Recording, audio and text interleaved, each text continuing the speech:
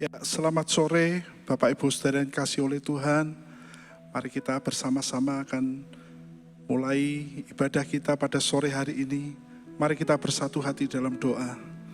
Kami bersyukur Tuhan buat kasih anugerah-Mu dalam hidup kami. Engkau baik dan selama-lamanya Engkau tetap baik. Terima kasih Bapak, terima kasih. Terima kasih Tuhan buat hari yang Kau jadikan untuk kami. Dan kami akan bersuka cita oleh karenanya. Kami bersyukur Tuhan, terima kasih Tuhan sebab Engkau baik. Dan bahwasanya untuk selama-lamanya kasih setia-Mu. Di dalam nama Tuhan Yesus Kristus kami berdoa, haleluya, amin, haleluya. Mari bersama-sama bersuka cita di dalam Tuhan, haleluya, sebab Dia baik. Bahwasanya untuk selama-lamanya kasih setia-Nya, haleluya.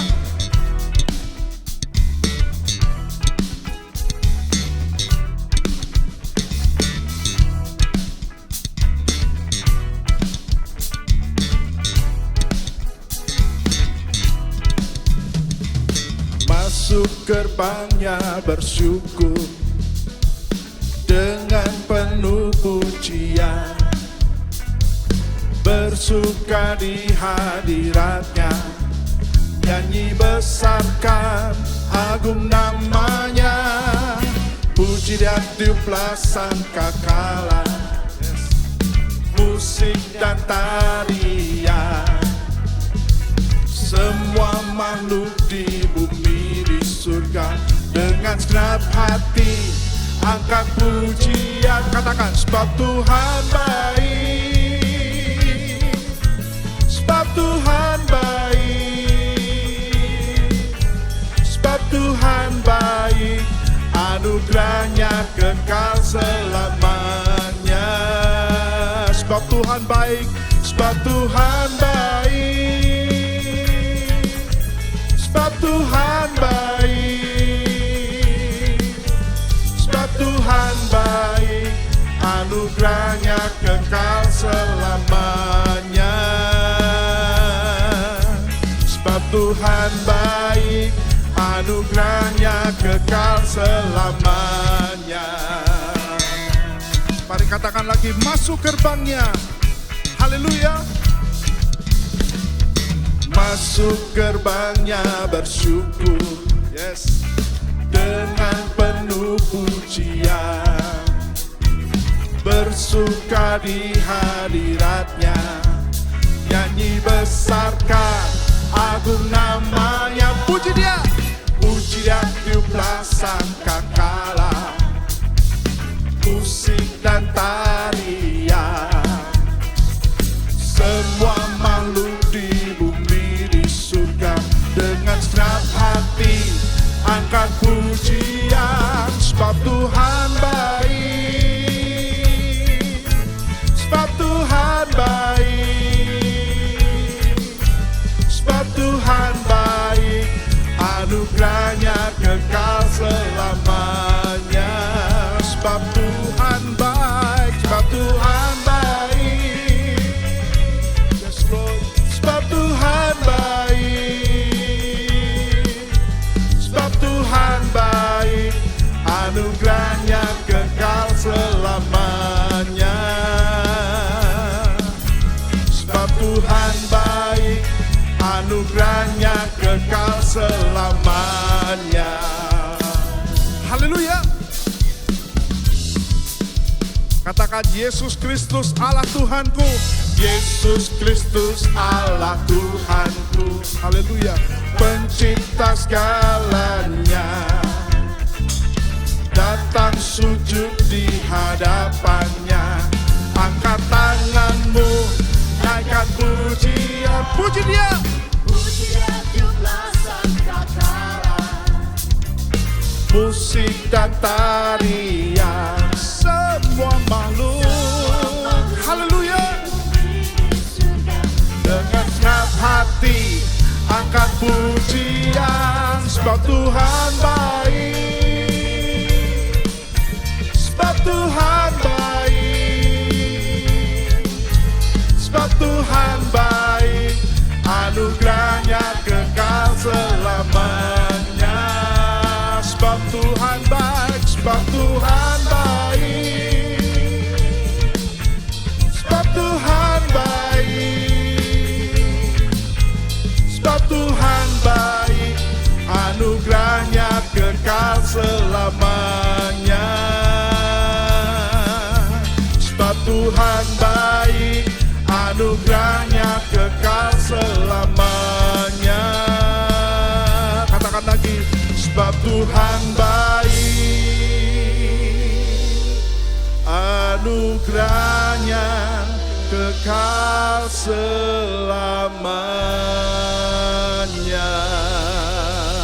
Terima kasih Tuhan buat kebaikan-Mu. Sebab Tuhan baik, sebab Tuhan baik, sebab Tuhan baik, anugerahnya kekal selamanya.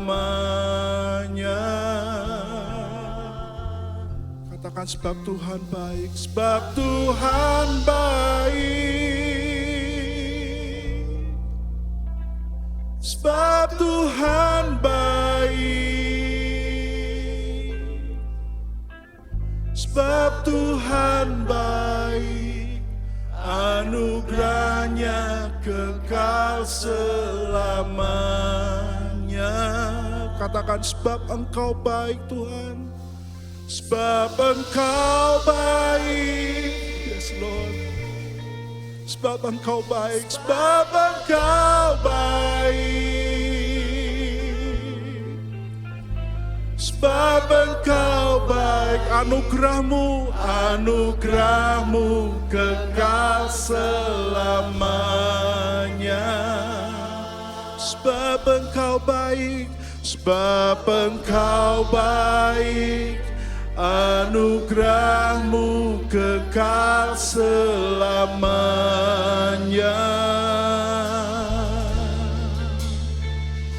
Sebab Engkau baik, anugerah-Mu kekal selamanya.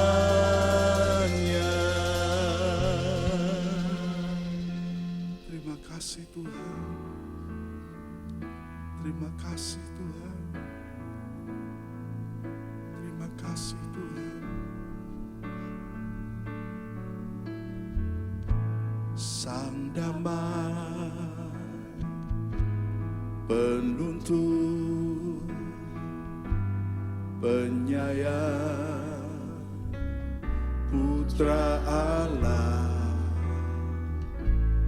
perkasa, pembenang, Sang Raja, Allah yang hidup selamanya. Ku agungkan, Ku agungkan atas seluruh bumi. Mari sorak puji ku agungkan, Ku agungkan. Oh Yehova, Kau ku agungkan.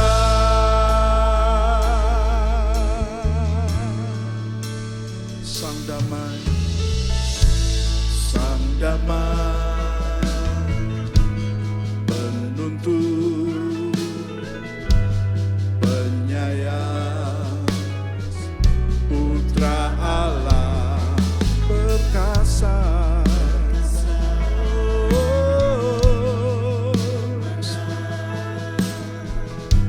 Sang Raja, Allah yang hidup selamanya. Ku agungkan, Kau ku agungkan atas seluruh bumi.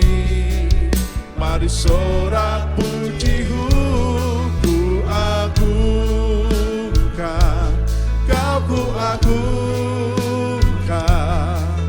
Oh Yehova, Kau ku agungkan, Ku agungkan, Ku agungkan, Kau ku agungkan. atas seluruh bumi. Mari sorak pujimu ku agungkan, kau ku agungkan. Oh Yehova, kau ku agungkan.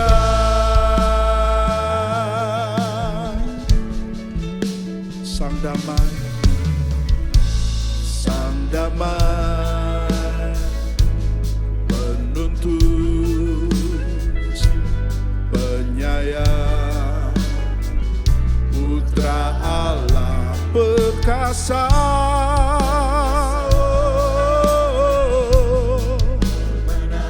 Yes Lord, Sang Raja, Allah yang hidup selamanya. Ku agungkan, kau ku agungkan atas seluruh bumi. Mari sorak pujimu ku agungkan, kau ku agungkan. Oh Yehova, kau ku agungkan, ku agungkan, kau ku agungkan atas seluruh bumi. Mari sorak pujimu ku agungkan, kau ku agungkan. Oh Yehova, kau ku agungkan. Oh Yehova, kau ku agungkan. Oh Yehova, kau ku agungkan.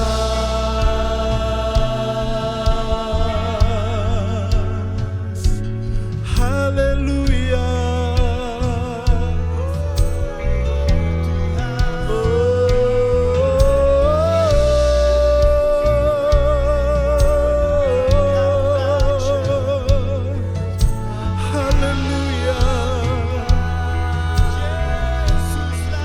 Di dalam kekekalan kami kan terus menyembah Engkau Tuhan.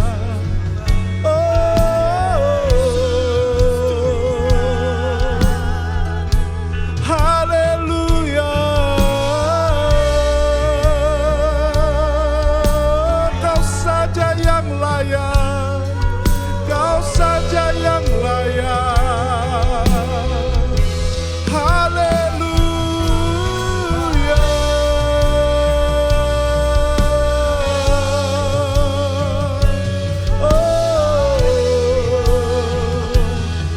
Di dalam kekekalan kami kan terus menyembah.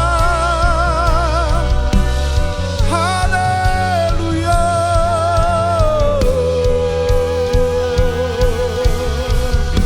Kau saja yang layak Tuhan. Kiralabasha, lalabasha, galaralabo. Haleluya. Engkau layak Tuhan. Engkau layak. Biar segala yang bernafas memuji-muji Engkau Tuhan. Biar segala yang bernafas sujud menyembah kepadamu Tuhan. Haleluya. Haleluya.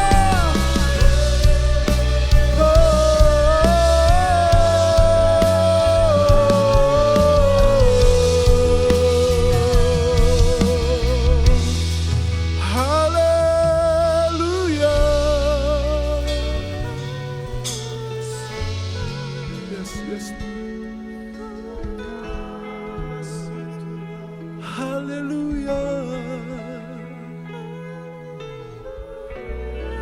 Haleluya.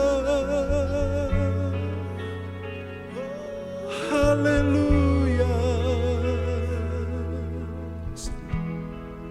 Oh.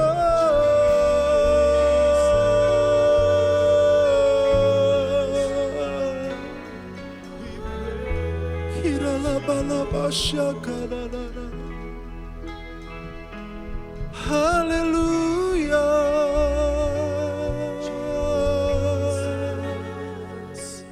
Haleluya. Jesus. Oh, terima kasih. Oh, terima kasih Tuhan. Terima kasih Tuhan. Terima kasih Tuhan. Yes Lord, yes Lord. Hilalabaya syadalalabalaba syakadalalala.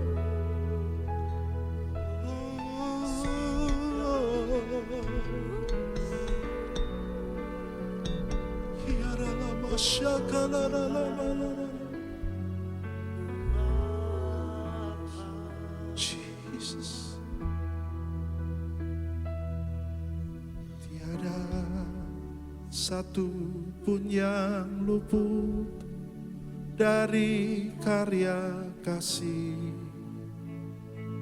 yang mulia. Bagi-Mu segala pujian, hormat, kemuliaan.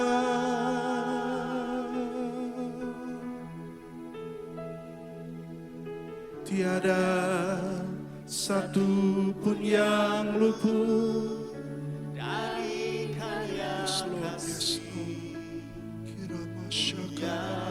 mulia.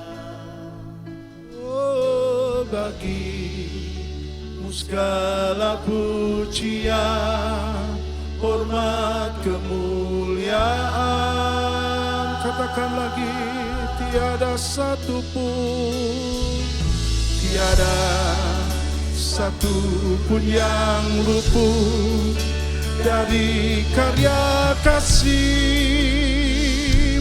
yang mulia. Bagi-Mu segala pujian. Haleluya. Hormat, kemuliaan. Engkau Tuhan, Engkau Tuhan ku tinggikan. Yang bangkit dan menang, Yesus Kristus Tuhan. Raja mulia dan Berkorban bagiku, maka jiwaku memuja.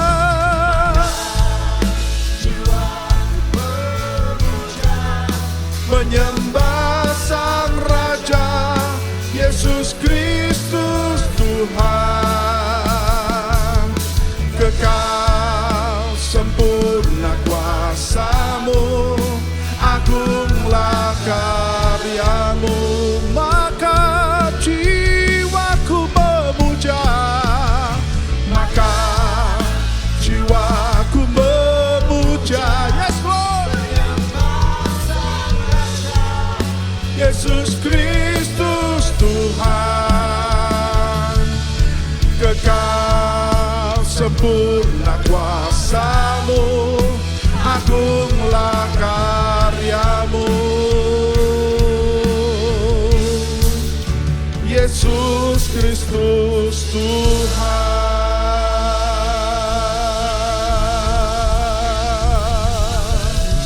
Haleluya, haleluya.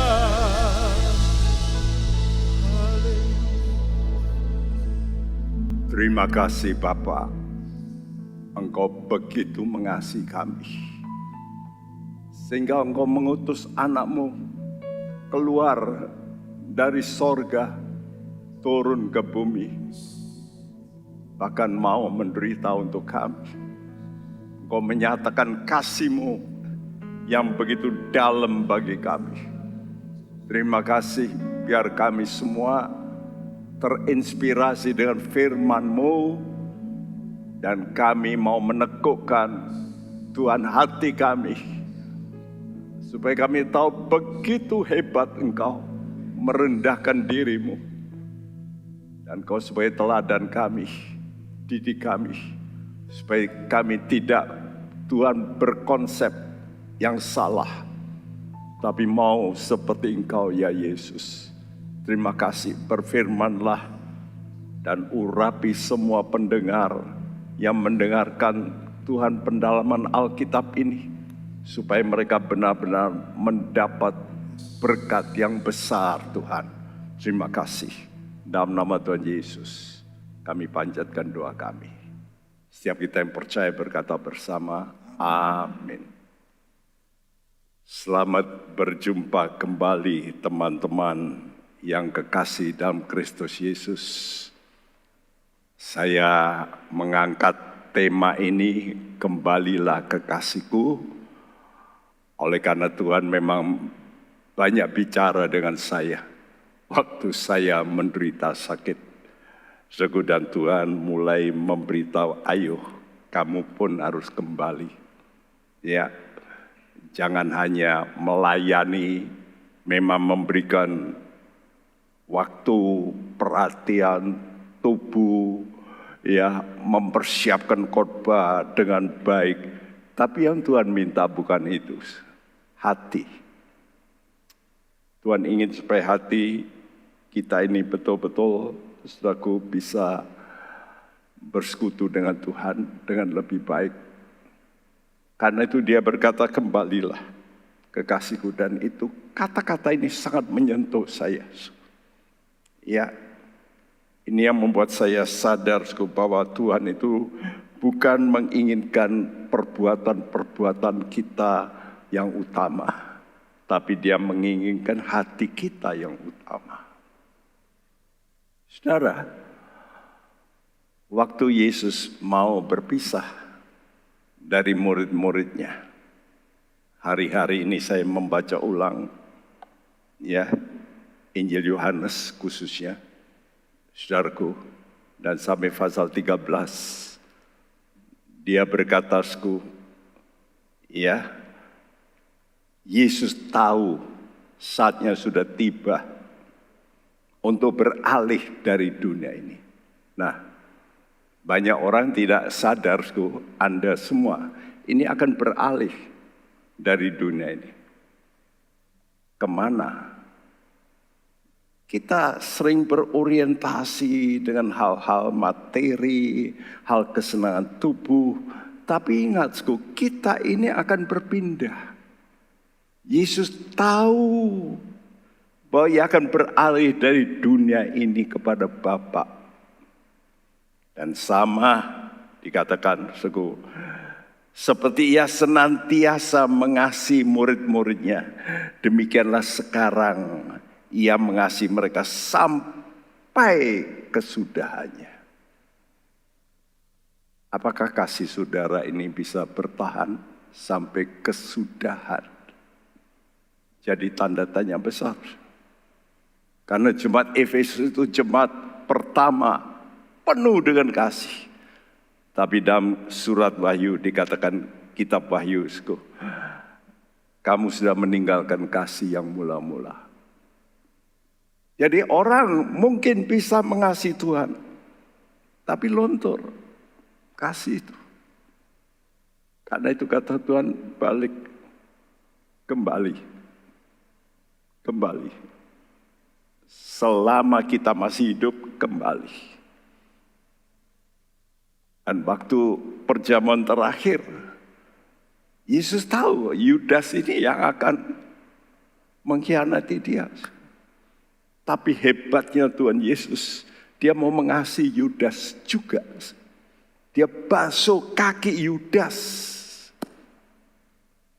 Saya nggak habis pikir, kenapa Tuhan melakukan itu? Karena dia ingin menyentuh namanya hati. Loh, aku saja Allah yang dari atas turun ke bawah mau. Kenapa toh kamu nggak mau merendahkan diri, ngaku? Kamu ini punya intrik yang nggak baik. Seharusnya Yudas itu tertemplak waktu Yesus pegang kakinya, membasuh. Mesti dia bernangis. Banyak kali kita ini bebal. Oleh karena keinginan nafsu kita seperti Yudas. Ingin dapat duit itu loh. Duitnya cuma berapa? 30 keping perak. Tapi dia berani mengkhianati Tuhan. Nah begitu juga keinginan-keinginan kita yang sebetulnya ya gak punya nilai gitu. Tapi kita mau menggantikan kasih Tuhan. Karena itu Tuhan kata kembali. Kenapa? Karena Tuhan peringatkan, jangan mempermainkan Allah. Saudara, judul khotbah ini sore, subtema kita, jangan mempermainkan Allah. Tuhan kasih peringatan. Ya. Jangan sampai kita itu main-main, dipermainkan, Allah itu dipermainkan. Hati-hati. Ya. Nah, Allah tidak ingin seorang pun binasa. Dia nggak mau. Karena itu dengan sabar, perhatikan sifat Allah itu sabar. Dia memperingatkan berulang-ulang, dia sabar. Dia menunggu manusia ini begitu lama. 6.000 tahun. Sebetulnya dia sebagai Allah yang Maha Kuasa. Dia melihat kejahatan manusia, dia bisa hantam lebih dulu. Tapi kenapa tidak? Allah itu Maha tahu. Dia mengerti manusia itu akan jatuh dalam dosa. Karena itu, sebelumnya juga dia merencanakan yang disebut pengampunan dosa, penebusan. Namun dengan syarat harus percaya dan bertobat. Jadi bukan hanya percaya, banyak orang percaya tapi enggak bertobat-tobat. Bertobat aja balik, putar. Jangan terus jalan yang salah. Dan Tuhan peringatkan, bagi yang tidak percaya dan tidak taat, murka Allah. Ini mesti membuat kita takut. Murka Allah akan tetap ada di atas orang itu. Artinya neraka kekal. Nah, coba pikir-pikirlah. Apa toh keuntungan kita yang cuma sedikit di dunia, paling berapa tahun, tapi nanti menderita selama-lamanya. Pikir. Dan untuk maksud penebusan itulah, Allah perlu menjelma jadi manusia. Kenapa toh? Allah kok menebus harus dengan darah. Ya, darah penebusan. Karena ini, yang ditebus itu apa? Yang ditebus itu nyawa, jiwa. Ingat ya, yang ditebus Tuhan itu nyawa saudara, jiwamu. Dan dalam kitab Imamat 17 ayat 11 katakan bahwa nyawa itu ada dalam darah. Ya, karena itu saudaraku, dia mesti keluarkan darah. Untuk apa? Untuk menyucikan darah kita, jiwa kita ini. Jadi maksud Tuhan datang ini sebetulnya urusannya jiwa manusia. Untuk ngatur itu dia mulai dengan spirit manusia. Ya. Nah, namun Tuhan sudah tetapkan bahwa murka Tuhan itu akan datang dengan apa? Penghakiman. Kisah Rasul 17 ayat 30 dan 31 berbunyi. Dengan tidak memandang lagi zaman kebodohan, maka sekarang Allah memberitakan kepada manusia bahwa di mana-mana semua mereka harus bertobat. Karena ia telah menetapkan suatu hari pada waktu mana ia dengan adil akan menghakimi dunia oleh seorang yang telah ditentukannya. Sesudah ia memberikan kepada semua orang suatu bukti tentang hal itu dengan membangkitkan dia dari antara orang mati. Penghakiman pasti terjadi. Buktinya Yesus Dia mati, dia bangkit. Ya. Jadi, saudaraku, kenapa? Karena Tuhan itu pernah jadi manusia, dia ngerti, dia juga digoda. Dia juga mengalami masalah, dia pernah lapar, ya, dia juga bisa kesakitan khususnya waktu disalib. Waktu disalib dia bisa ngamuk, bisa marah, bisa maki, bisa sebagai manusia. Tapi dia lebih baik, itu cuma sebentar penderitaanku.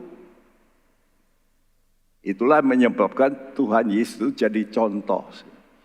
Karena itu kita semua diminta, semua mereka harus bertobat. Bahaya, kalau Anda nggak bertobat itu bahaya sekali. Karena apa? Karena sudah ditetapkan suatu hari. Hari apa? Waktu penghakiman. Ketok, begitu tok, wah kekal. Dan itu akan terjadi saat kedatangannya yang kedua. Dia datang pertama bukan sebagai hakim, tapi sebagai penebus. Tapi nanti kalau dia datang kedua, dia akan datang sebagai hakim, ya. Dan mengapa sekarang ini kok belum dihakimi manusia? Sekali lagi, karena sabar. 2 Petrus 3 ayat 9 dan 10.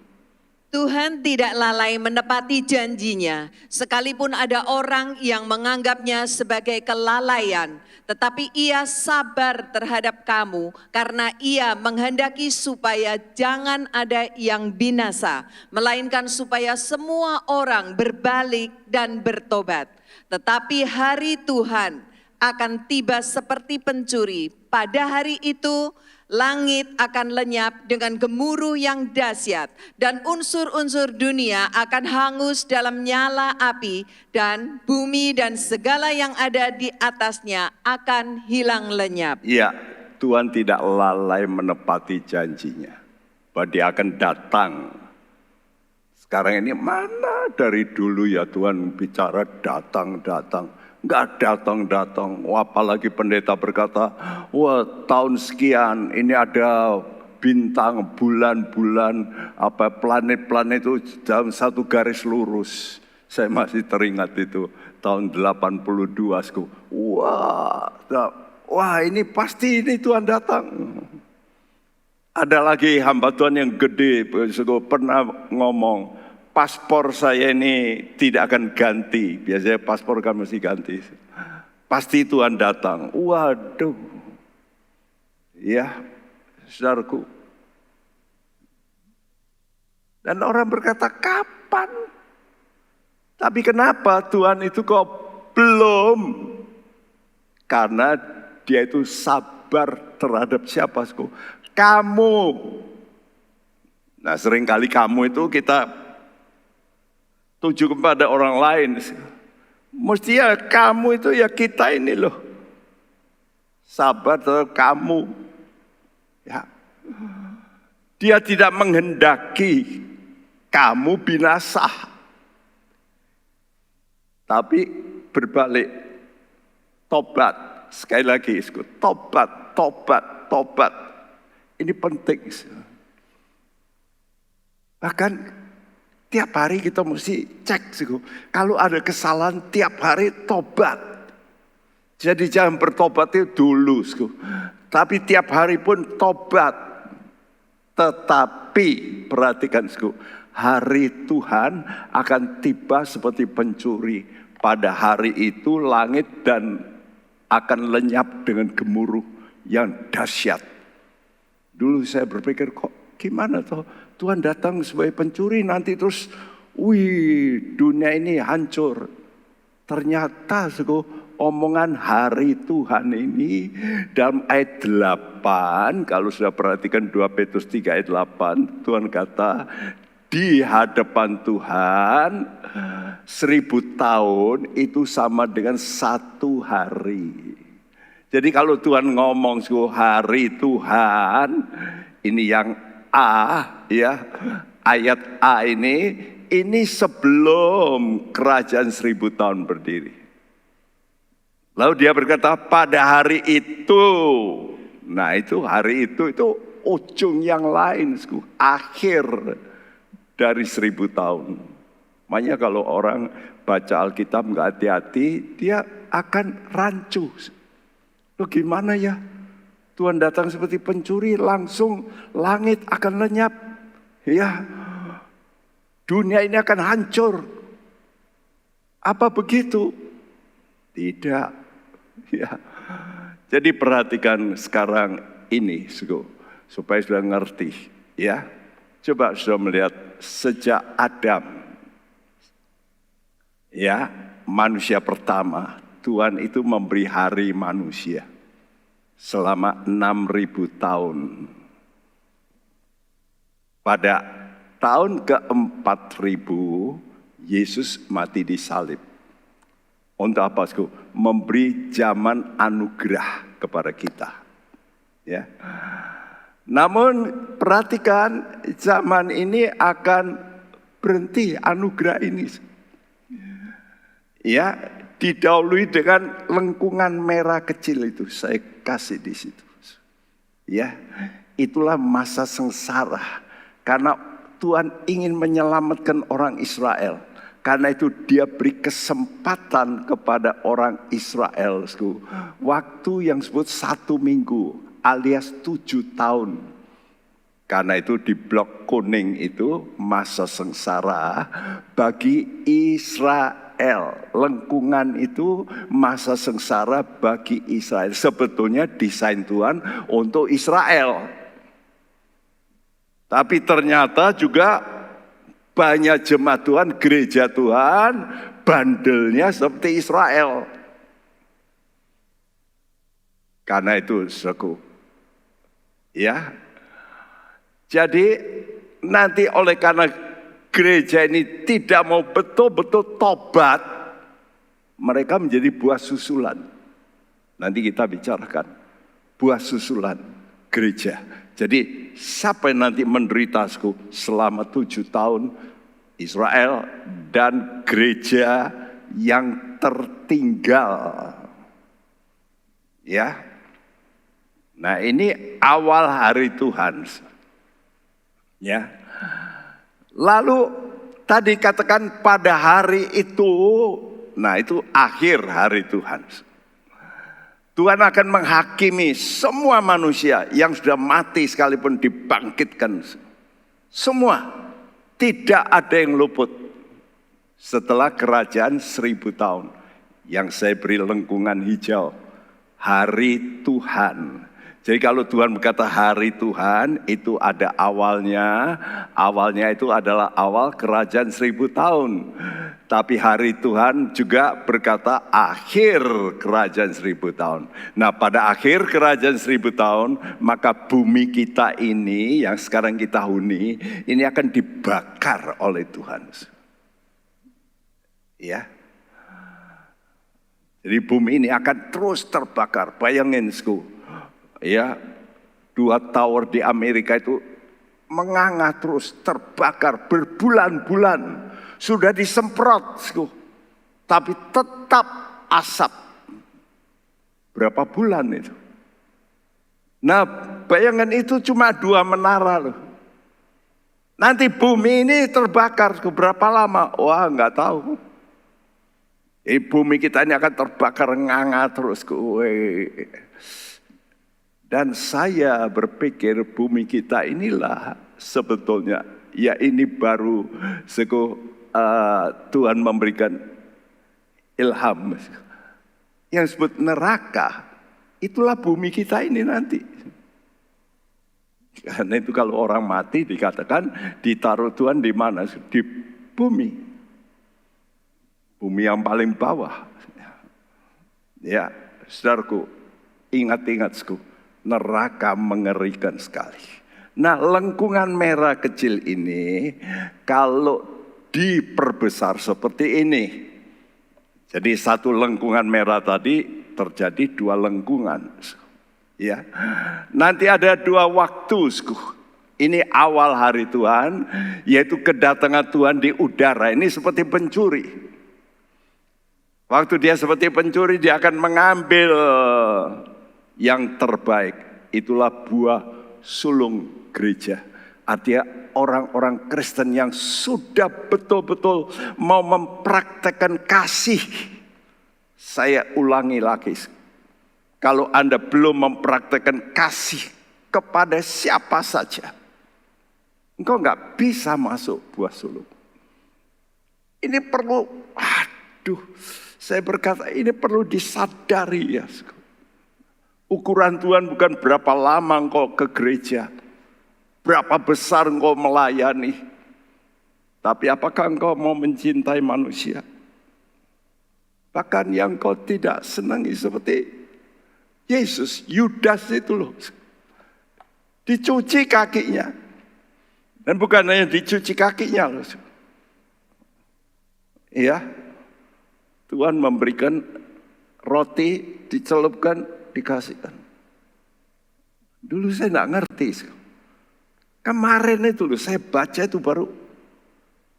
Lalu ada pemberitahuan dari seorang hamba Tuhan yang luar biasa. Dia berkata, itu sebetulnya penghormatan. Karena itu murid-murid lain masih berpikir, nggak ngerti kalau Yudas itu yang mau mengkhianati. Yang tahu cuma Yohanes. Yang lain masih nggak ngerti. Jadi Tuhan itu memberikan penghormatan kepada Yudas. Kenapa? Karena dia mengikut Yesus. Betapa kasih Tuhan kepada Yudas. Tapi dia nggak mau. Ya, nggak mau menerima kasih Tuhan ini. Maka langsung iblis masuk. Nah, jadi kalau kita nanti rapture lebih dulu, kita akan bertemu dengan Tuhan di udara. Ya. Tapi yang lain menderita itu, gambar titik-titik itu, suku gereja yang mengalami penderitaan itu buah susulan. Tapi mereka pun nanti akan diselamatkan.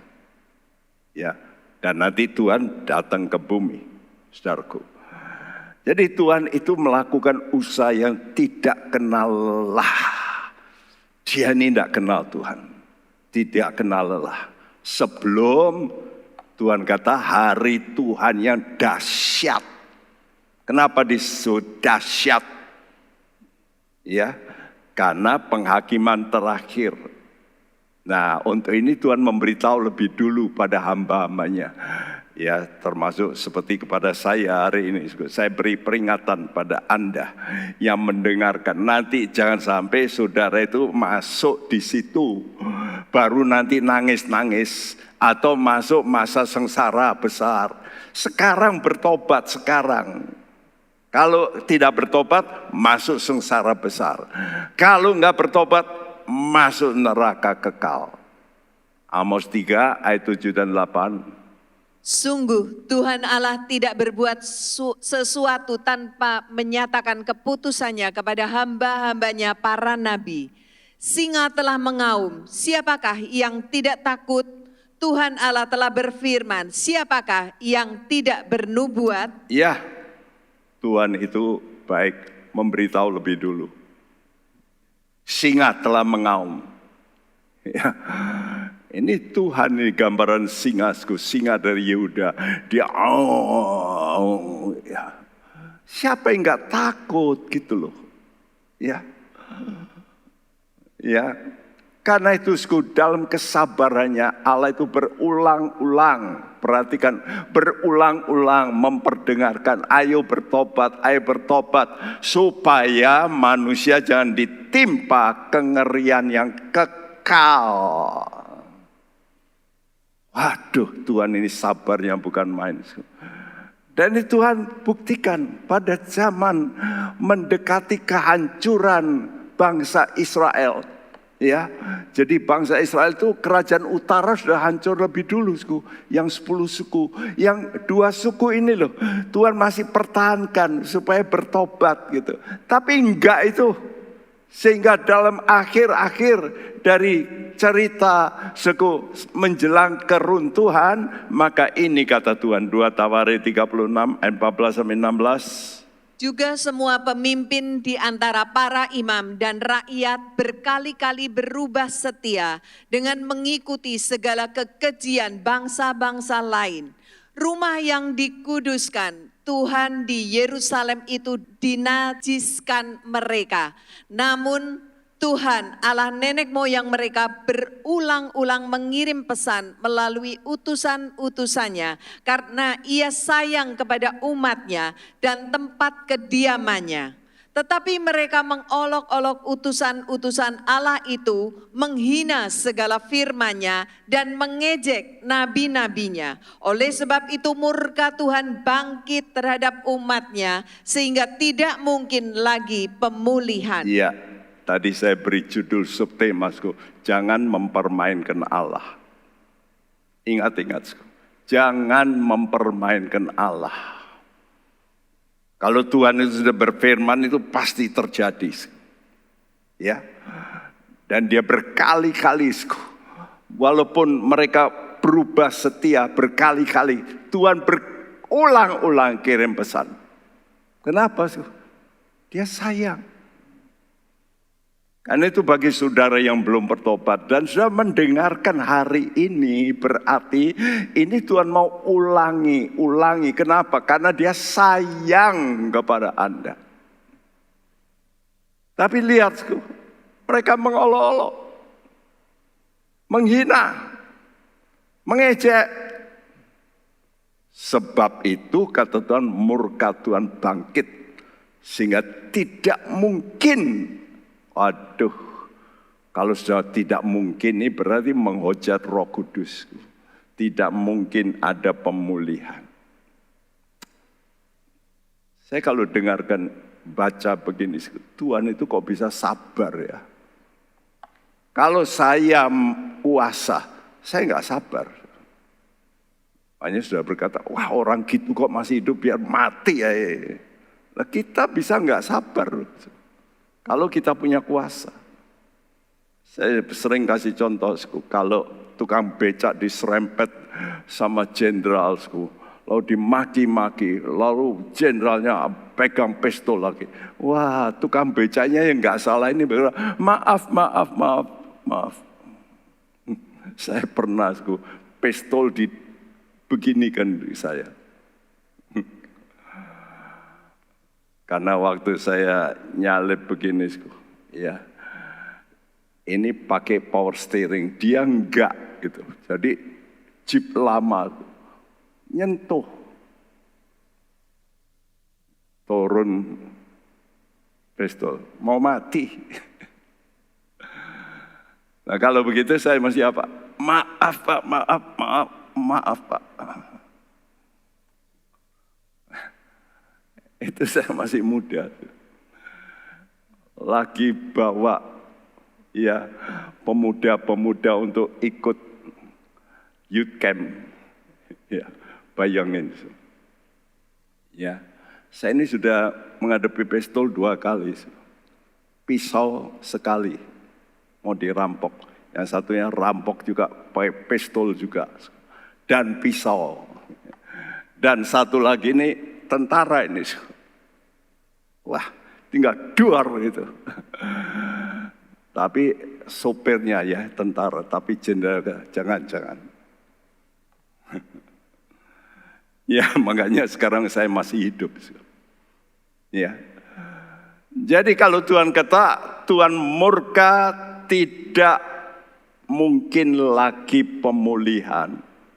Ingatku, Allah itu panjang sabar. Ya, kenapa sku? Penyayang, sayang. Lihat sikap Tuhan. Dia ini punya otoritas top, maha kuasa, tapi bisa menahan diri. Kalau tukang becak yang dimaki itu sama jenderal mungkin, dan tukang becak itu enggak salah. Dia minta maaf. Saya juga minta maaf, padahal saya nggak salah. Ya, saudara. Tapi kalau ya, yang marah itu tukang becak, bayangin sih, jenderal dimaki-maki, kira-kira gimana? Bisa nggak diam? Wah, mana mungkin? Tapi Tuhan kita lain. Tuhan kita itu maha kuasa, tapi panjang sabar. Dan dua sifat ini ditulis dalam Nahum 1 ayat 3 yang berbunyi, Tuhan itu panjang sabar dan besar kuasa, tetapi Ia tidak sekali-kali membebaskan dari hukuman orang yang bersalah. Ia berjalan dalam puting beliung dan badai, dan awan adalah debu kakinya. ini dua sifat Tuhan Yesus yang tidak mungkin dimiliki manusia. Besar kuasa, tapi panjang sabar. Biasanya makin punya otoritas, makin gak sabar. Coba aja, ya, orang-orang yang punya power, ya, kekayaan tinggi, lalu dilawan, wah, udah. Panjang sabarnya Tuhan itu kenapa? Menanti pertobatan. Sekali lagi, pertobatan. Tapi kekuasaannya besar, dia akan menghakimi semua manusia. Gak peduli. Yang mati pun akan dibangkitkan untuk dihakimi. Jadi sifat kasih Tuhan itu ditunjukkan dengan panjang sabar. Namun kalau terus ulang-ulang dilawan, seperti tadi, mereka berulang-ulang menghina, mengejek. Oh, Tuhan kata, murkanya akan berlaku, tidak dapat dipulihkan. Allah tidak dapat diolok-olok terus. Hati-hati nih. Coba Galatia 6 ayat 7 berkata apa? Jangan sesat, Allah tidak membiarkan dirinya dipermainkan. Karena apa yang ditabur orang, itu juga yang akan dituainya. Ada pelayan-pelayan Tuhan yang berbuat dosa, tapi masih jemaatnya masih banyak. Itu banyak di Amerika. Saya lihat sendiri, sudah cerai gitu, wah jemaatnya masih banyak. Nggak bertobat, terus saja jalan. Ya, semacam itu.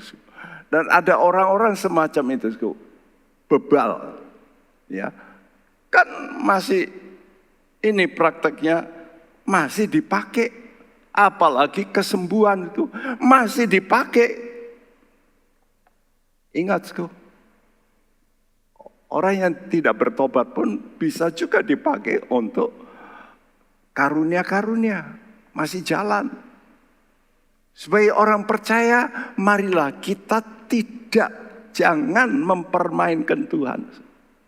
Sebab ketetapan Tuhan, Tuhan akan menghakimi semua manusia. Semua. Jadi ingat, Allah itu kasih namun adil. Karena itu di badan-badan hukum selalu ada gambar timbangan neraca. Ya, Allah itu kasih tapi adil. Jadi jangan digoyang. Ya, jangan kau ngolor-ngolor kasihnya. Ingat, Allah itu adil. Tapi lihat, saudara lihat aja nanti di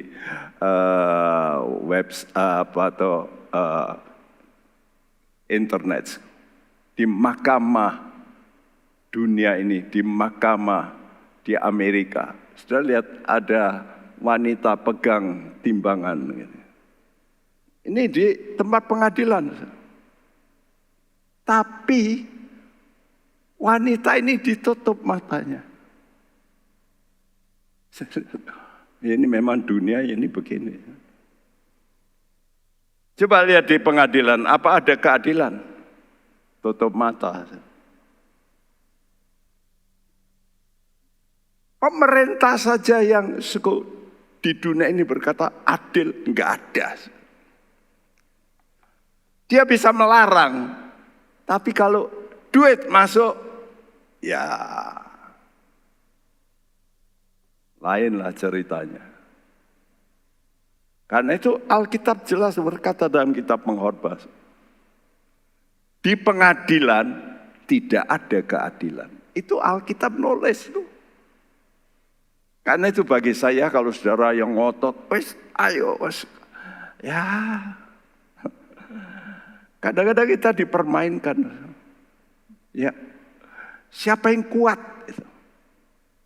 Ini fakta hidup. Karena itu Tuhan itu seringkali dalam batinnya itu menjerit. Nah ini yang waktu saya beberapa bulan sebetulnya sebelum saya dioperasi, saya sudah menerima firman ini. Wah, begitu menggigit. Ya, waktu saya baca akhir dari Perjanjian Lama, di situ ada 3 nabi, ya, yaitu Hagai, Sakaria, Maleakhi. Nah, 3 ini dipakai Tuhan untuk mengutarakan isi hati Tuhan. Ini loh, sebelum aku nanti diam terhadap kamu. Karena itu setelah 3 nabi ini berhenti. Alkitab kita Perjanjian Lama dan baru itu saudara buka di kitabmu mesti ada lembaran putih. Itu artinya Allah tekap mulut. Dia diamkan. Enggak ada nabi. Orang Jawa bilang karep-karepmu. Orang Jawa bilang bojap saya. Udahlah, saya enggak mau tahu. Lihat akibatnya. Tapi namanya Tuhan muncullah. Ya. Nabi yang menggegerkan yaitu Yohanes Pembaptis. Ya, jadi itu yang membuat satu kejutan gitu. Nah, 3 jeritan utama ini ditujukan pada orang-orang Israel yang pulang dari Babel. Mereka sudah ditawan, dihajar Tuhan, ya. Namun, waktu mereka pulang, mereka itu sebetulnya sudah dikasih oleh Raja Kores dunia kesempatan pulang dengan perintah membangun bait Allah dan dikasih sarananya. Tapi sampai ke Yerusalem mereka enggak lekas bangun. Walaupun imam-imam membangun mezbah, cuma mezbah. Setelah itu membangun dasar bait Allah. Tapi dilawan, berhenti. Nah sekarang Tuhan juga begitu, prihatin atas umatnya yang sudah diampuni dosanya. Lihat kalau ada camping pria atau wanita, wah tobat. Wah langsung perbaikan dengan istri. Wah terjadi hal baik. Beberapa kemudian gimana? Kembali lagi. Betul enggak? Why? Nah ini loh yang Tuhan jerit. Jangan gitulah. Ya. Tobat, kumat. Tobat, kumat. Itu yang terjadi dalam kitab Hakim-Hakim. Kenapa? Kuncinya di mana? Lalai beribadah. Karena itu saya melihat kalau orang sudah dipulihkan, lalu sudah malas ibadah, something wrong. Pasti nanti kumat lagi. Nah betul. Karena kita ini nggak boleh lepas dari hubungan dengan Tuhan. Dan itu hanya mungkin dilakukan dalam ibadah. Karena kita ini sudah dibayar dengan harga mahal. Karena itu tidak berlebihan, kalau hati Tuhan itu pilu ya. Sehingga keluar jeritan hati yang dinyatakan oleh 3 nabinya. Mari kita melihat jeritan apa yang dituliskan dalam kitab Hagai, kitab Sakaria, kitab Maleakhi. Jeritan pertama. Saudaraku, ini yang menjadi kunci, ya. Kata kunci dalam kitab Hagai. Hagai 1 ayat 5, ayat 7, pasal 2 ayat 16, ayat 19. 4 kali tuliskan, perhatikanlah. Kalau bahasa Indonesia tulis, perhatikan keadaanmu. Tapi bahasa aslinya maksudnya, perhatikanlah jalan-jalanmu, your ways. Perhatikan jalan-jalanmu, langkahmu itu loh, perhatikan. Yang kedua, disuarakan oleh Nabi Sakaria. Kembalilah kepadaku, maka aku pun akan kembali. Jadi setelah Tuhan ngomong pertama, Tuhan susuli, ayo toh. Ya, perhatikan, kamu bangun bait Allah. Tapi mereka setelah ada problem, berhenti. Nah kita begitu ya. Setelah kita ini mau membangun rohani, lalu ada masalah. Lu kok gini ya ikut Tuhan? Nah, kita, kok tobat kok enggak terus diberkati, kok ada masalah lagi. Nah itu. Iblis tahu, begitu sudah bertobat, dia mau menghalangi lagi. Tapi Tuhan menjerit, kembalilah kepadaku, kembali. Dan Tuhan kasih kepastian, maka aku pun pasti kembali kepadamu. Dan jeritan ketiga, oleh karena terus merosot. Mungkin nanti saya justru akan terangkan eksposisi kitab Maleakhi. Karena waktu saya baca kitab Maleakhi ini, perkataan yang paling keras dari semua Alkitab di akhir. Ini seperti zaman sekarang. Ini seperti juga di kitab Wahyu. Ya, Tuhan ngomong dengan jemaat Laodikia. Aku muntahkan kamu. Tapi dalam kitab Maleakhi Tuhan kata, I love you. Aku ini mengasihi kamu. Ayo toh balik sebelum kamu celaka. Ini jeritan hati Tuhan. Waktu saya persiapkan ini, saya juga banyak menangis. Aduh Tuhan, Engkau begitu mengasihi kami. Tuhan tolong supaya anak-anakmu dengar suara Tuhan. Supaya mereka mau balik sebelum celaka. Dan setelah ini, suatu betul, kalau sudah lihat orang Israel setelah ini, lalu bangkit Yohanes Pembaptis, bangkit Tuhan Yesus ya, Tuhan Nabi yang dahsyat, betul enggak? Yang lahirnya saja, wah luar biasa. Karena Yohanes Pembaptis lahir dari ibu mandul dan sudah tua. Yesus lahir dari perawan, mana mungkin ada? Tapi itu pun diabaikan. Karena itu orang Israel mengalami celaka. Ya, pasti masuk antikris. Nah itulah. Tuhan itu sebetulnya jangan ya. Orang Jawa bilang, mbok yao jangan ngono.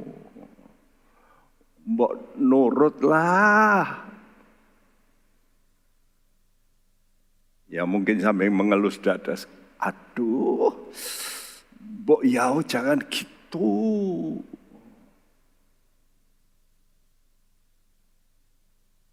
Sungguh waktu saya baca itu, hati saya rasa Tuhan. Saya bisa merasakan hatinya Tuhan. Ya. Bagaimana dia lalu sampai teriak, aku ini mengasihi kamu. Ayo kembali, aku ini mengasihi kamu. Hagai, dia bernubuat sebelum bait Allah dibangun. Sebelum. Namun rekannya hanya 2 bulan setelah Hagai bernubuat, Sakaria bernubuat. Ya, dan dia minta supaya ayo mulai bangun. Hagai cuma berkata, perhatikan, kamu jangan cuma bangun rumahmu dulu. Memang banyak orang jasmani dulu. Tapi kan Tuhan minta sama-sama gitu. Kamu bangun rumah tapi bangun rumah Allah. Karena itu banyak orang menganggap remeh ibadah. Jadi arti rohani dari bait Allah itu tubuh kita. Tubuh kita ini harus dibangun menjadi tempat kediaman Allah yang kudus. Supaya apa? Supaya Roh Kudus menetap. Ingat ya, menetap, bukan mengunjungi. Banyak orang di KKR dikunjungi Roh Kudus, terjadi mujizat, hati berubah. Tapi setelah itu hidupnya nggak mau kudus. Mana bisa Allah Roh Kudus diam di hati yang tidak kudus? Karena itu jeritan pertama berkata, perhatikanlah jalan-jalanmu. Kalau bahasa Indonesia, perhatikan keadaanmu. Maksudnya jalan-jalanmu. Jadi Nabi Hagai ini mendorong umatnya membangun. Kenapa? Karena berhenti. Ya, waktu mau dibangun, berhenti. Oleh karena musuh. Ya, dan itu dihentikan sampai perlawanan musuh itu tahun 536. Agar dimulai lagi. Ya, berhenti kurang lebih 15 tahun. Jadi Hagai minta supaya prioritaskanlah membangun bait Allah. Jadi jangan hanya rumah jasmani. Banyak orang kalau untuk hal jasmani itu lebih utama. Ini pada umumnya begitu. Tapi Tuhan minta, kamu harus tahu bahwa hal yang tidak kelihatan itu justru menjadi inti dari yang kelihatan. Jadi kamu mesti bangun bait Allah untuk ibadah. Untuk apa? Membangun hubungan dengan yang maha kuat. Karena itu kitab Hagai, walaupun cuma 2 pasal, menuliskan 14 kali kata the Lord of Hosts, Tuhan semesta alam. Ya, Tuhan dari pasukan malaikat. Kenapa, ibadah ini sangat penting? Karena ibadah itu memberi keuntungan yang besar. Dan bukan hanya besar, ada misteri. Aneh. Kalau katakan misteri, rahasia, itu satu yang, kok cuma gitu kok ya bisa ya. Nah itulah misteri. 1 Timotius 3 ayat 16. Dan sesungguhnya agunglah rahasia ibadah kita. Dia yang telah menyatakan dirinya dalam rupa manusia, dibenarkan dalam roh, yang menampakkan dirinya kepada malaikat-malaikat, diberitakan di antara bangsa-bangsa yang tidak mengenal Allah, yang dipercayai di dalam dunia, diangkat dalam kemuliaan. Agunglah, besarlah rahasia ibadah itu. Great is the mystery of godliness. Besar, agung rahasia ibadah. Kuncinya di mana? Yesus. Ya, karena Yesus itu dinyatakan dalam rupa manusia. Apalagi manusia yang akhirnya dibunuh, dihina, diludahi. Ya, tapi kemudian dikatakan dibenarkan dalam roh, menampakkan diri pada malaikat-malaikat, diberitakan di antara bangsa yang tidak mengenal Allah, yang bukan orang Israel, dipercaya dalam dunia dan bahkan diangkat dalam kemuliaan. Sekali lagi, rahasia ini berarti apa? Rahasia bagaimana kalau kita percaya pada Yesus, saudara mesti mengikuti jalannya Yesus.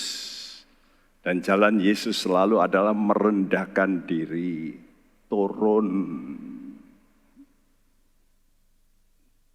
Jadi ingat, dua perkara paling penting. Percayamu memang, tapi hatimu, kerendahan hati. Dan dua ini bisa fluktuasi. Percayamu bisa goyang-goyang, hatimu juga bisa goyang-goyang. Makanya saya selalu berkata kalau orang dipakai oleh Tuhan, saya khawatir kadang-kadang. Orang sudah mencuat gitu, saya khawatir. Kenapa? Karena ini yang goyang. Goyangnya apa? Hatinya ini loh meninggi. Dulu waktu kecil, waktu masih ya itu baik sekali. Tapi begitu diberkati Tuhan, oh lain. Nah ini fakta. Ya. Jadi ingat, dalam ibadah ini ada rahasia besar. Disebut rahasia karena di luar jangkauan akal. Nggak masuk akal. Masa bisa tembok Yeriko bisa runtuh? Hanya dengan apa? Tuhan kata kelilingi. Ya, hari ke-7 kamu kelilingi 7 kali. Setelah itu kamu sorak. Loh, mana bisa tembok disoraki runtuh? Ada enggak? Enggak pakai apa-apa. Bisa enggak? Ternyata bisa. Itulah rahasia ibadah. Karena itu kalau sudah memuji Tuhan, hatimu plong. Penyakitmu dipulihkan. Rumah tanggamu jadi baik. Loh, kok bisa? Bisa. Ini namanya dalam ibadah ada rahasia. Dan ibadah yang benar itu bertumpu pada iman kepada Yesus. Yang telah menyatakan diri dalam rupa manusia. Artinya merendahkan diri. Berakhir dengan diangkat dalam kemuliaan, ditinggikan. Karena itu ibadah sejati saya simpulkan ini. Harus dengan iman atas firman Tuhan dan hatimu. Jadi jangan ngotot, Tuhan ngomong begini pasti. Tapi hatimu sombong. Nggak mungkin. Ya. Jadi selain mengandung janji, ibadah itu berguna dalam segala hal, kesehatan, bisnis, usahamu, rumah tanggamu, dalam segala hal. 1 Timotius 4 ayat 7 dan 8. Tetapi jauhilah tahayul dan dongeng nenek-nenek tua. Latihlah dirimu beribadah. Latihan badani terbatas gunanya, tetapi ibadah itu berguna dalam segala hal. Karena mengandung janji, baik untuk hidup ini maupun untuk hidup yang akan datang. Latihan badani terbatas. Tapi ibadah itu berguna dalam segala hal. Kalau latihan jasmani, gunanya untuk jasmani. Tapi kalau ibadah bisa jasmani, bisa rohani. Baik untuk hidup ini sekarang, maupun hidup yang akan datang.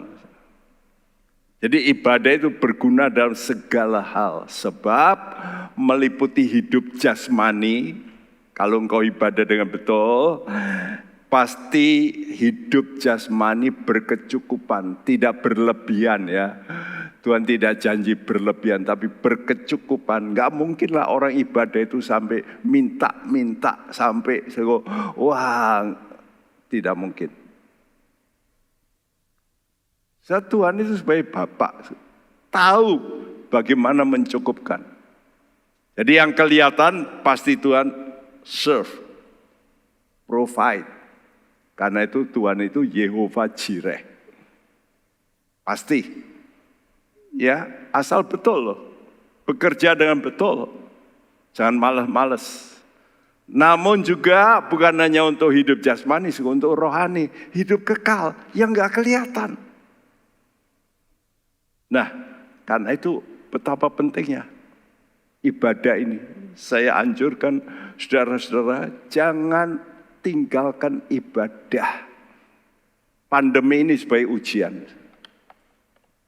Apakah orang mau tetap ibadah?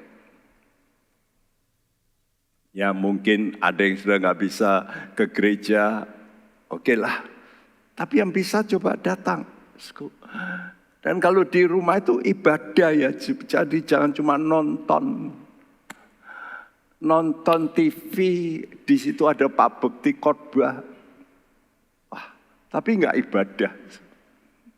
Ya, ibadah itu mesti ada mengandung penyembahan, roh penyembahan, dengar firman Tuhan dengan benar firman. Jadi kunci ibadah itu penghormatan. Hormat pada Tuhan dengan betul. Itu ibadah. Ya. Karena itu mari kita tinggalkanlah dosa. Ayo balik, tobat. Kita mesti bertobat. Mari kita mau datang pada Tuhan. Nyanyikan pujian ini. Tinggalkan dosa. Balik kepada Allah.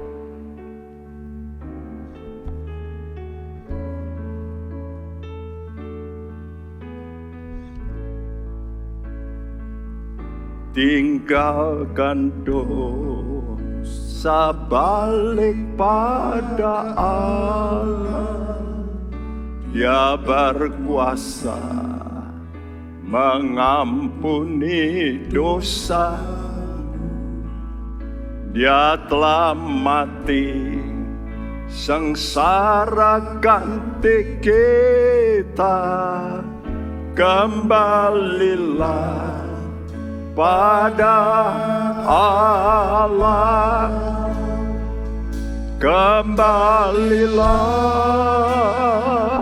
pada Allah. Dia mengenal hidupmu, angkatlah soleh firman-Nya. Kembalilah pada Allah. Mari kita berdiri. Bait pertama. Tinggalkan dosa, balik pada Allah. Dia berkuasa mengampuni dosamu. Dia telah mati sengsara bagi kita. Kembalilah pada Allah, kembalilah pada Allah. Dia mengenal hidupmu, angkatlah soleh firman-Nya. Kembalilah pada Allah, kembali pada anugerah Allah. Hingga sekarang tersedia bagimu kasih sayang, selamat yang tak terhingga. Kembalilah pada Allah, kembalilah pada Allah. Dia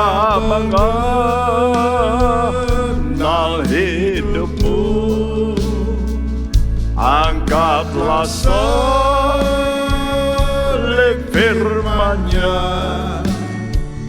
kembalilah pada Allah. Carilah Tuhan selama Dia masih dapat ditemui, selama anugerah-Nya masih berlaku. Ingat, ada waktu. Jangan mempermainkan Tuhan. Tuhan itu akan bekerja dengan waktu. Kadang-kadang engkau bisa mati sebelum waktunya. Jangan mempermainkan Tuhan. Ya, kita mesti takut pada Tuhan.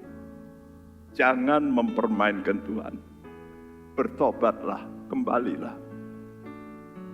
Kembali pada anugerah Allah. Sebab sekarang tersedia bagi Anda.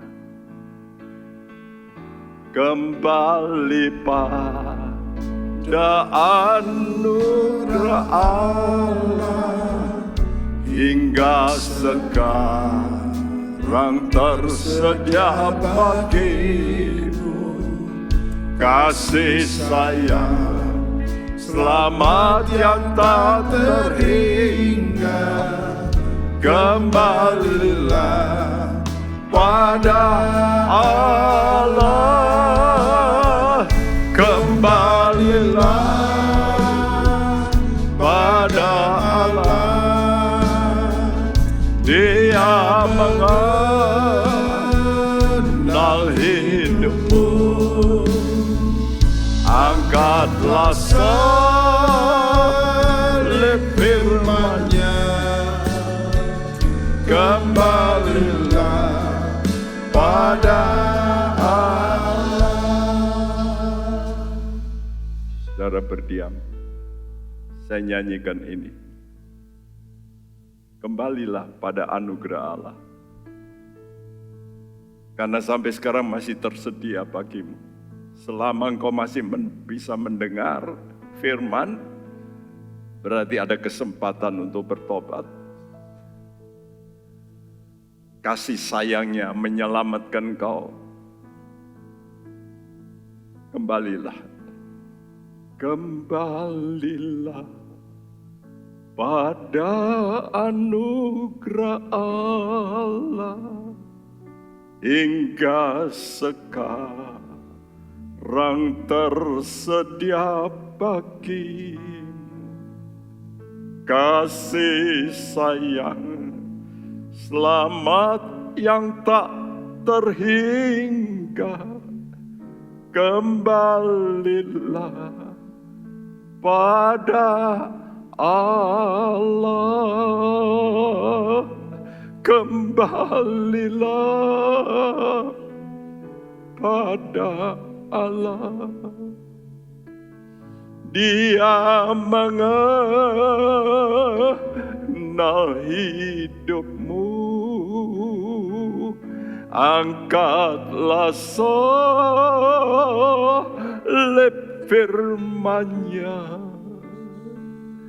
kembalilah pada Allah, kembalilah pada Allah. Dia mengenal hidupmu, ya Tuhan. Angkatlah selip firman-Nya, kembalilah pada Allah. Berseru pada Tuhan. Bagi Anda yang Tuhan dengan tepat bicara kepadamu, berseru pada Tuhan, Tuhan, aku mau balik. Aku mau memperhatikan.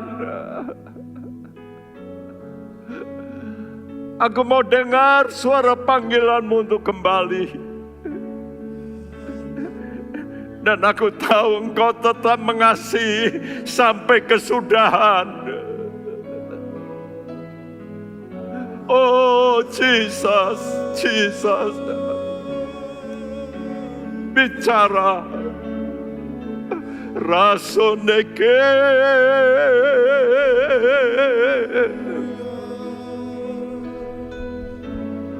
Oh,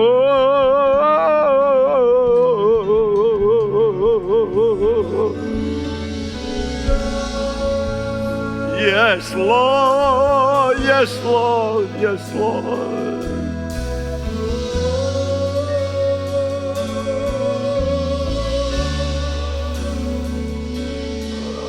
Merespons, responi firman-Nya.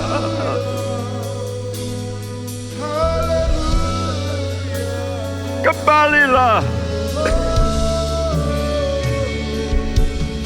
kembalilah.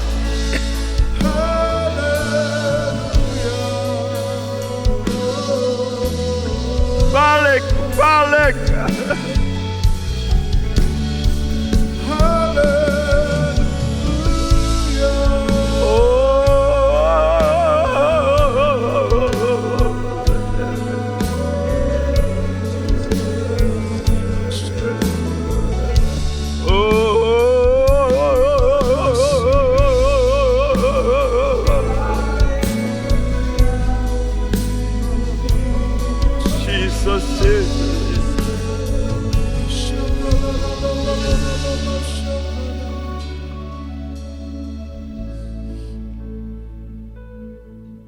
Terima kasih buat kasih-Mu Tuhan.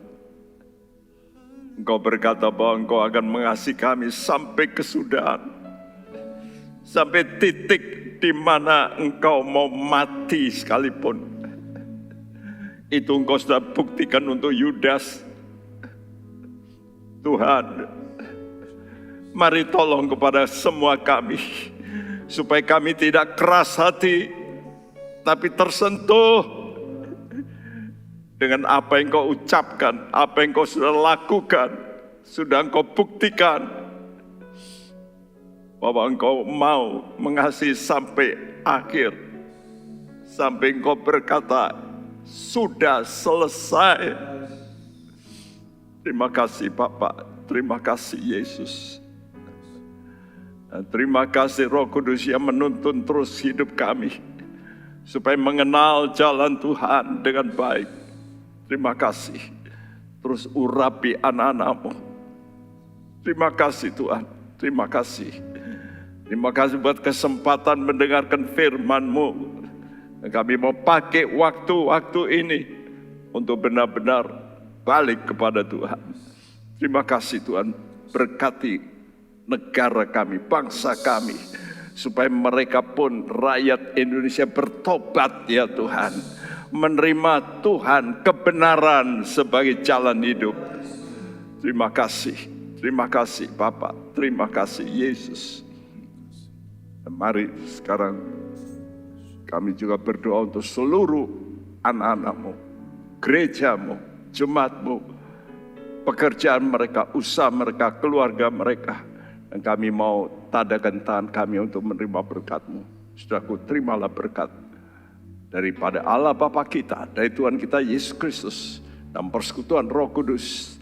Tuhan memberkati engkau dan melindungi engkau, menyinari engkau dengan wajah-Nya, dan memberi kasih karunia, menghadapkan wajah-Nya padamu, dan memberikan engkau damai sejahtera mulai hari sampai Maranatha Dia datang kembali. Dan siap kita yang percaya berkata bersama, amin. Tuhan Yesus tidak berubah, tidak berubah, tidak berubah. Tuhan Yesus tidak berubah, tak berubah selama-lamanya. Haleluya, haleluya, haleluya, haleluya, haleluya, haleluya, haleluya.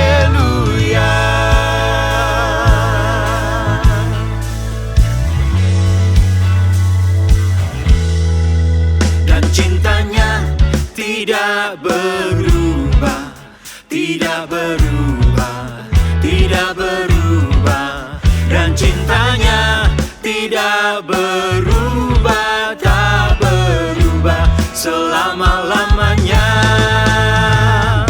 Haleluya, haleluya, haleluya, haleluya, haleluya, haleluya, haleluya.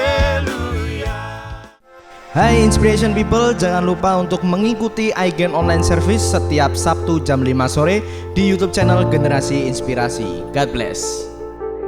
Penyaluran kolekte maupun persembahan lainnya dapat dilakukan melalui transfer ke nomor rekening gereja dengan nomor 009 707 2071 atas nama Megawati dan Lee Irwande atau dengan scan QR Code berikut ini.